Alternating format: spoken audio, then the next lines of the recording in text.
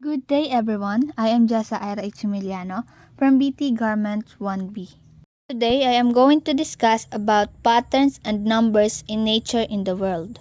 What is pattern? Pattern are regular, repeated, and recurring. Examples of pattern. Symmetry. Symmetry indicates that you can draw an imaginary line across an image and the resulting parts are mirror of each other.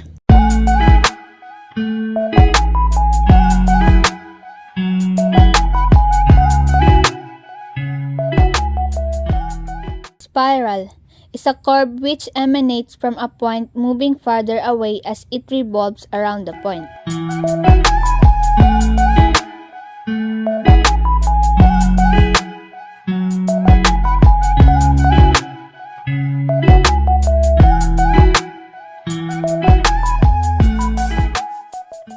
Fractal is a type of mathematical shape that are infinitely complex.